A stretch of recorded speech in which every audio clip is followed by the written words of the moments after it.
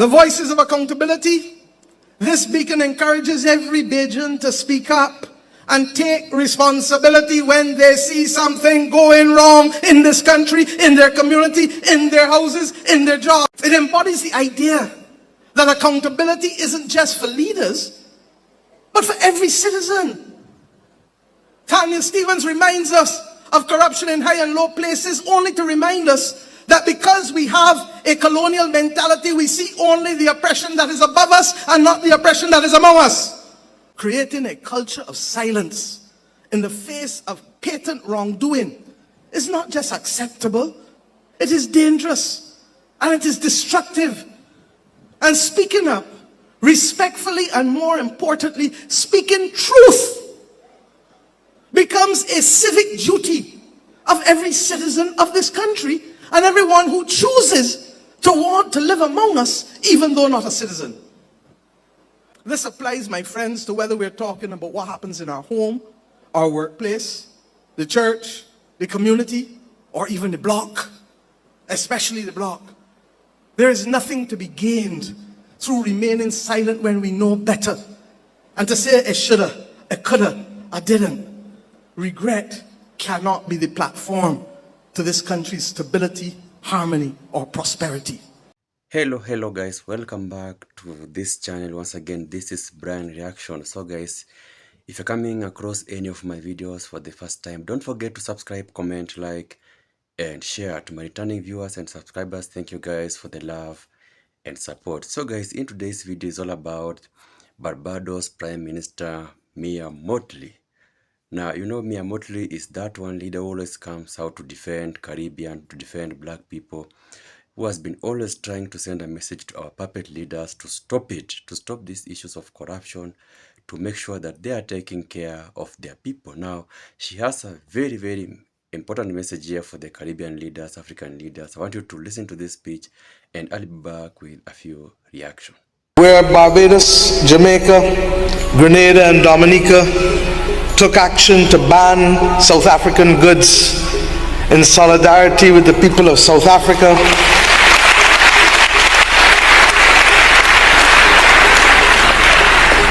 recognizing that though they were thousands of miles away, there was an injustice being perpetrated, man's inhumanity to man, that required people who had little power to take a stand and to say, wrong is wrong.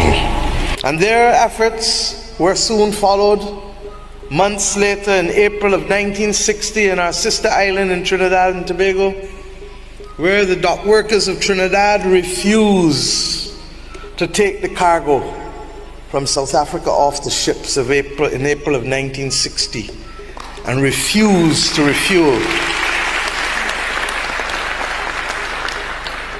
the ship that had brought the cargo, recognizing that even though they were dock workers and not capable of great and grave decisions, they could do what they could within the space that they could.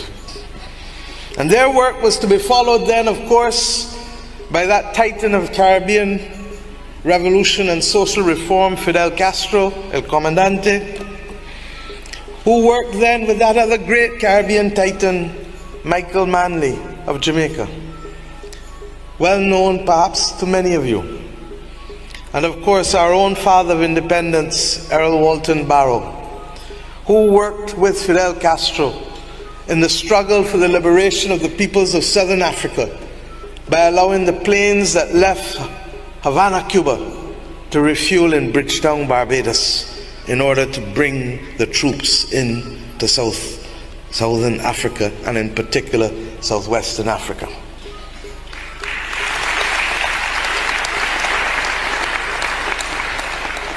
And then, of course, there was the decision of the Commonwealth heads of government. And I remember as a young law student in London, caught up in the fervor of the anti-apartheid movement, and caught up in the passion of wanting to see your own imagery on television, because in those days you just didn't. And when we saw the students of South Africa week after week rise up to take their future into their own hands. It placed the pressure on leaders like Margaret Thatcher and others, such that by the time the Commonwealth Heads of Government meeting went to Nassau, Bahamas, a determination was made to establish the Eminent Persons Group. And in that Eminent Persons Group, co-chaired by Malcolm Fraser of Australia and Chief Obasanjo of Nigeria, it also included a woman who was to become the first Governor General of Barbados, Dame Nita Barrow, who came here as one of the 7 persons to determine whether there could be a platform for talks and for release in order to ensure that the ungodly and unconscionable actions of apartheid could be brought to an end. Regrettably, their work was to be stymied by the then government, but they were capable and able at the time to meet Madiba. And it is instructive what they wrote in their unanimous report about Madiba in 1986, and I quote, "Having visited him on 3 occasions, what was their assessment? That he impressed us as an outstandingly able and sincere person whose quality of leadership were self-evident. We found him unmarked by any trace of bitterness, despite his long imprisonment. His overriding concern was for the welfare of all races in South Africa in a just society. He longed to be allowed to contribute to the process of reconciliation." This was not post-release. This was not on the eve of release. This was still deep in the bowels of his imprisonment. And you know, I've deliberately decided to take a segue this afternoon before addressing the fundamental issues, because it is important that we contextualize the struggle and the values for those who refuse to be reminded, or who fail to be reminded, or who are not reminded, may well believe that this was as easy as dealing with the twinkle of an eye with the remediation and reparation of an awful thing. It hurt me to hear that there are some who believe that Madiba did not do enough, and perhaps worse for a few, that he might have been a sellout, all because what they believe, justifiably so, should be theirs today is not yet theirs. I've deliberately started this conversation this evening by carrying you back to the 1950s and stopping in the 1980s and stopping again in the 1990s. Because if there is any one single truth, it is that each of us runs our leg of the relay. And the baton is all that can be required of us to carry.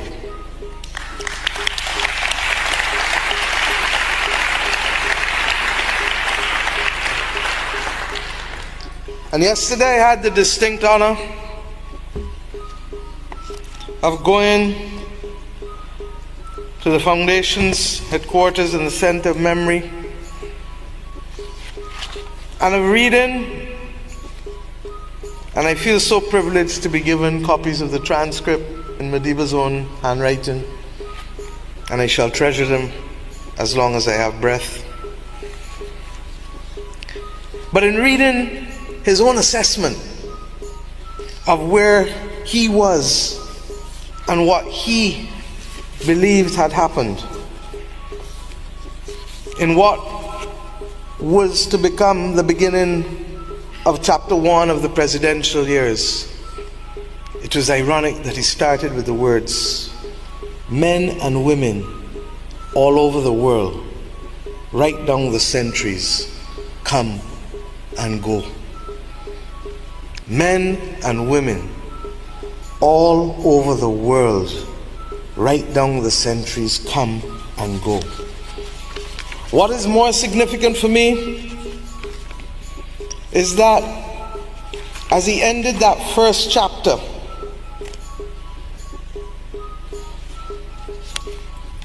he also reflected on the fact that he sought at no stage for the fame that was to follow him, and that the notion that he could be regarded as a saint was one that he thoroughly rejected. And the last words, "I never was one even on the basis of an earthly definition of a saint as a sinner who keeps trying." My friends, we need to pause sometimes and to remember context always. And I do so because in a very real sense, that which I've come to address you today on too is the subject of a great struggle, and will be the subject of a struggle that will require many different people to run their different legs of the baton, of the race, to hand over the baton. And the example of Madiba is the example more than any other that I would want us to hold on to, because in so doing, it is the values that he exhibited, the moral example, the moral compass that he provides, that gives us both the strength and the capacity to run this race, which will be the greatest race that humanity will require of any generation. It stands out for me that at the very outset, courage was never lacking. It is a cause for which I am prepared to fight, but a cause for which I am prepared to die. How many of us can say that today? It was the moral fortitude of a man that determined that no type of offer with special conditionalities for early freedom would be acceptable, because what was required was justice. It is amazing that in the face of the gravest and greatest inhumanity, not just to himself, to his family, to his people, that the vengeance that would otherwise eat and force others into action was absent from his mind, body, and spirit. And as I just read to you from the evidence of the Eminent Persons Group, not conveniently so as an act of politics, but as an act of character, deep in the bosom of his imprisonment. And then there's the story that was told to me yesterday by Cello, as we looked at the photographs of what his cell contained. And I well recall my own visit to Robben Island 20 years ago. And all who, like me, have practiced a little criminal law in my career know that that is a common sight in colonial constructed prisons that had no sanitary facilities. and the humility of the man captured best in being able to ensure that when one of his own brothers was unable to take care of themselves in the most basic and human of ways, that Madiba performed the duties of cleaning for him. An example of servant leadership, if ever there is one.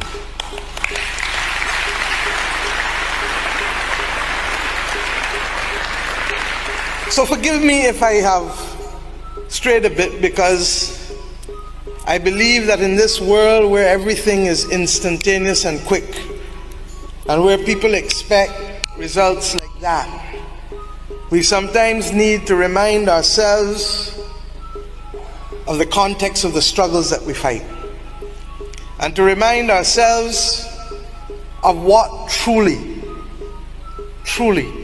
was at stake. There are some young people who would simply now, 3 decades after his release, will only know of Nelson Mandela in the context of a history book or in the stories told by others, but would not appreciate what it is to be prevented from being able to love who you want, to work where you want, to live where you want, to do what you want, in ways that are simply not capable of contemplation today. But we can't talk about economic justice and economic opportunity if the basic aspects of freedom have not been guaranteed.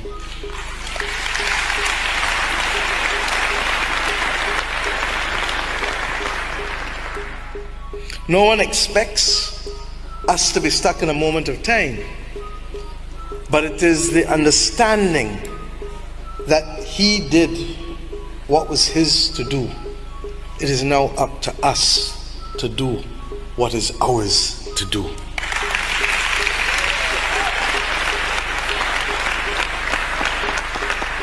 And it is for that reason I've come to KwaZulu-Natal.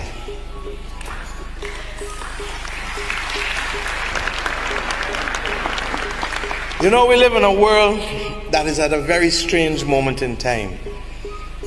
It's been described recently as a polycrisis, and it has been so described because as soon as you get accustomed to managing one crisis, you've been hit with another one and another one and another one. And that is what it has felt like in the last few years. This country already knows what it is to lose people to the ravages of a public health crisis as you did with HIV and AIDS for so long. Then to have to face, like the rest of us, the awful pandemic of COVID-19, taking away so many. All of us know people who have died in the last few years. None of us dreamt of a moment when our movement would be restricted such that we couldn't do the things that we wanted to do. And this was not being imposed on us by authoritarian governments. This was being imposed by public health specialists for the safety and survival of all of us. And as if that were not enough, because we were already fighting the climate crisis, we were still recovering from the financial crisis of 2008-9. As if all of that was not enough, then comes the awful scourge of the cancer of inflation, the cancer of the cost of living. And believe you me, it is a cancer, because you keep trying to run after it and run after it, but you can't catch up with it in that way. And we have now to come to understand that as much as we needed to mobilize to fight against vaccine inequity, that we were not a one-issue country or a one-issue people, that we literally had to fight these multiple crises, because as all of this is happening, people were still dying from the climate crisis. I don't talk about climate change. Change happened a long time ago. Crisis is where we are, and crisis is what we have to fight. And today, I want us to recognize that what is required of us is going to have to allow us to, one, develop partnerships in places where we may never have dreamt of so doing before, and to be able to do things in new ways that we had never thought of doing, and that the actions required are not simply those of others, but of us, because it is the collective action that has led the world to be where it is today. There is no doubt that those primarily responsible for the increase in greenhouse gas emissions are the G20 countries, for whom 80% of the responsibility is there. Within that context,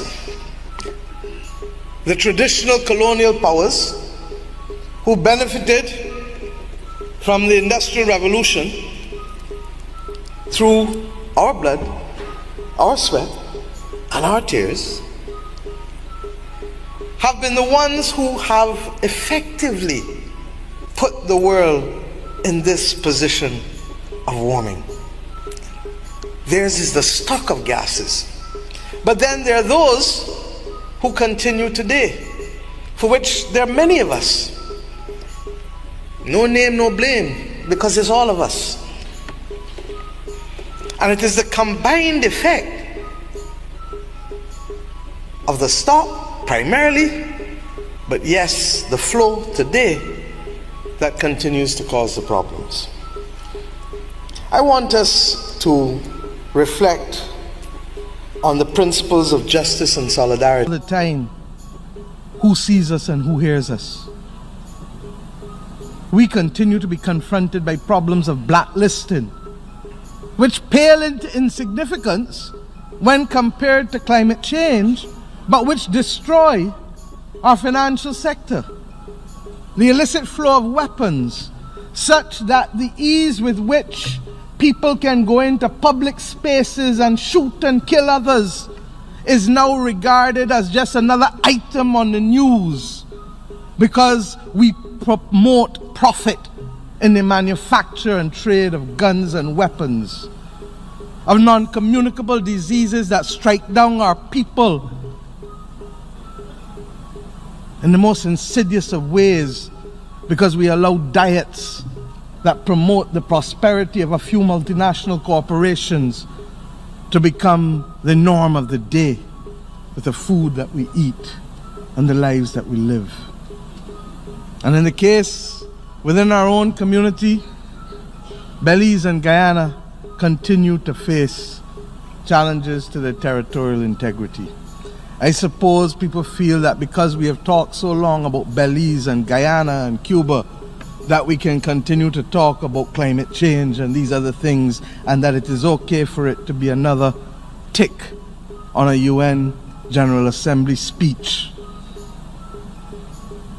These are all threats to our stability, to the people's stability in our lands. But you know, since last we met, there are other instances and circumstances, not of our making, that may yet destabilize us. And we say it over and over, but we ask, who is listening? And you know, we don't come with tales of woe only. The Caribbean has produced excellence. It really has. Nobel laureates, sportsmen who have excelled and are the best in the world of their type, artists, the best in the world of their type, leaders who have inspired previous generations and current generations. We don't come here as a proud people asking for handouts. We don't want and will not be mendicant. What we want, no, what we need is fiscal and policy space. Fiscal and policy space to achieve sustainable development, to be nimble, to adapt, and to innovate in ways that allow us to be true and faithful to the task of bringing prosperity to our people, or as in the theme of this General Assembly, to eradicate poverty, to educate our people, to include all such that there's not some outside and some inside. We want an international order equally that recognizes that there must be different policy prescriptions to suit the circumstances that we all have. And we can still be friends, small and large, north and south, Christian, Hindu, Muslim, all different races, all genders. An equitable and just international order that is truly built on the principles of justice and fairness for all and not just for some. A United Nations that recognizes that as 74 years old, we must be able to have difficult conversations as mature people and solve them. Many in the developing world were persuaded or required to abandon policies that were designed for the majority of our population to be transformed. And those policies were fashioned to adopt a consensus that was settled in Washington, D.C. and named thereafter. And that ultimately, regrettably, was about the consolidation of wealth in the hands of a very few. And that's why we have seen the growing inequality that we have seen in the world over the last few decades. That is why too many people over the world have become cynical about governments and about the benefits that they can bring to them. The fueling of the greed of a few threatens to undermine what little gains we have made since independence. And we judge ourselves harshly because independence is a recent phenomenon for us. Others who have taken 150 years to get where they have gotten are still stumbling and falling. And you want to judge those who have had less than 50 or 60 years to operate in a world that has not been made in their image and that does not reflect their interests. This is the fate, my friends, of simply too many. And Mr. President, despite our small sizes, the 14 countries of the Caribbean community have been able to play leadership roles of international import. I can't stand here today without talking about St. Vincent and the Grenadines, that has become the smallest nation of the world ever to be elected to the Security Council to sit on it. We are proud of them. In addition, and I want to speak to this, because when CARICOM was confronted with the unfolding situation in Venezuela, I accompanied the then chairman of CARICOM, the Prime Minister of St. Kitts and Nevis, as well as the Prime Minister of Trinidad and Tobago, to meet in this building with the UN Secretary General in January of this year. And we met with many delegations, and some said we were wasting our time, and some said the time for talk was already over. And we said then, as we say almost 9 months later, the time for dialogue, the time for talk, my friends, can never be over in a world that wants peace and prosperity.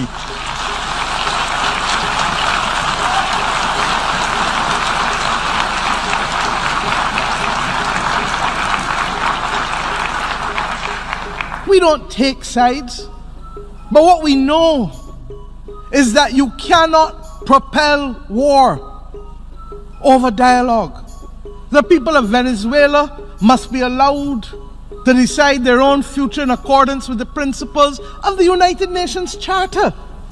Principles of non-intervention, non-interference, prohibition of the threat or use of force, respect for the rule of law, human rights, and democracy.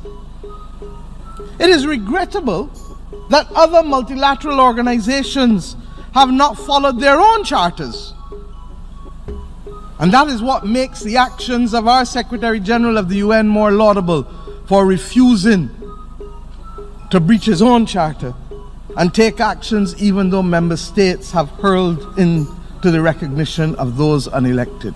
Our Caribbean Sea must remain a zone of peace, and for that we shall fight. Mr. President, I speak plainly and without fear, because from independence, Barbados' foreign policy has been premised on the simple principle of friends of all, satellites of none. Barbados, therefore, has always remained and will remain proud. You know, I always wish our leaders could see some of the things that Ibrahim Traore is doing in Burkina Faso. Since Ibrahim Traore removed this issue of corruption, since Burkina Faso corrected the system, that country has grown so much. I wish our leaders could just follow the example of this guy. This guy has really done a good job. One leader that we can say he is really doing his work very well. His people love him so much because there is no corruption in Burkina Faso. In that country, corruption is zero. You try to be a corrupt leader, Ibrahim Traore won't let you go. You are out of office. Now, that is an example of how our leaders should flow, should run, because if this issue of corruption can stop, then our countries can really go far. First of all, you just need to deal with corruption. If you just deal with corruption, then we can be one step ahead, because corruption is really destroying so many African countries, Caribbean countries. Corruption. Our leaders will always be, talking to us, promising us heavens, but when they go to office and they start getting that money, start borrowing money from outside, and they use that money for their own benefits, you will hear your president has invested in houses outside your country, in foreign lands. They are buying properties, building businesses outside the country. And you wonder where they're getting this money for, while there are people dying of hunger, people don't have water, electricity, poor roads, and you are investing in a foreign land. Now, matters like this, they always make me very sad, and that's why I'm repeating this. If only our leaders could follow the example of Ibrahim Traore, then we could really go far. Now, look at what happened in Haiti. Haitians decided to fight for their land because their leaders became puppet. Their leaders started selling their resources to these people. And now the people had to come out and defend what was their own. Look at how things have been going in that country. Very bad.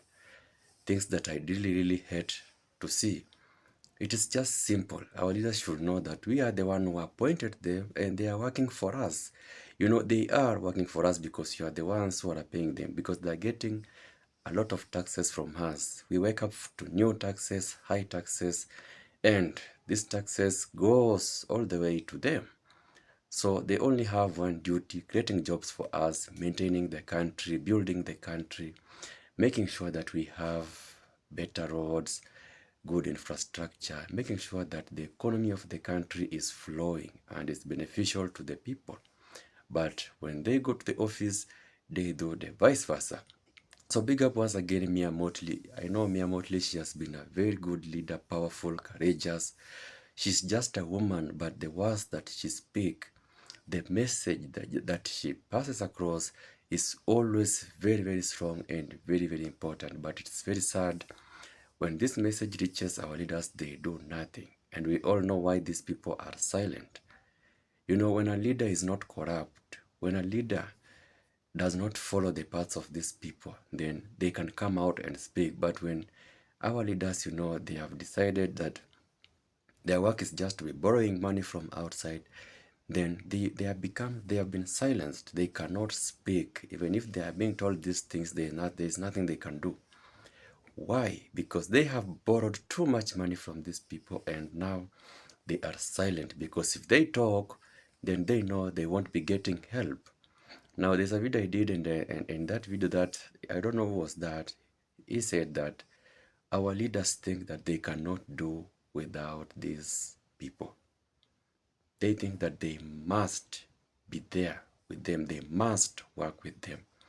They don't believe that they can do it on their own. And I don't know why they cannot just get an example of Ibrahim Traore, because this guy is on his own. And look at how Burkina Faso is. Look at how that country has grown. Look at how things are in Burkina Faso. Those people are just the happiest people, having the greatest president of all time.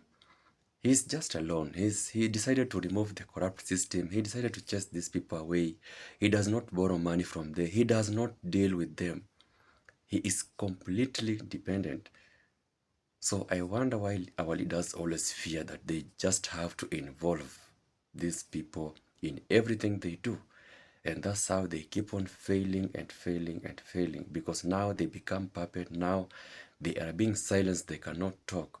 Now look at what is happening in Jamaica, how the Chinese are taking over that country to an extent whereby one day maybe we'll hear that a Chinese is now running Jamaica, because the PM has decided, to work with them to an extent whereby he has forgotten about the people who voted him into office, because they also need jobs, they also need places to work, they also need support from the government. But this government has decided to support the outsider. In this case now is the Chinese. Now look at how Jamaicans are just living, going outside the country, trying to find, jobs in elsewhere. And yet they have a country and they voted for a leader. It's always very, very sad. So that's why Mottly is always on toes with our leaders, coming out each and every time, trying to warn them, trying to make them unite. In fact, she has been talking about unity for so long. Because if we can unite, then we won't be depending on these people. We'll be working and we'll be depending upon ourselves with our natural resources. Because there is this leader, I think it was Dr. Arikan or maybe Fargan.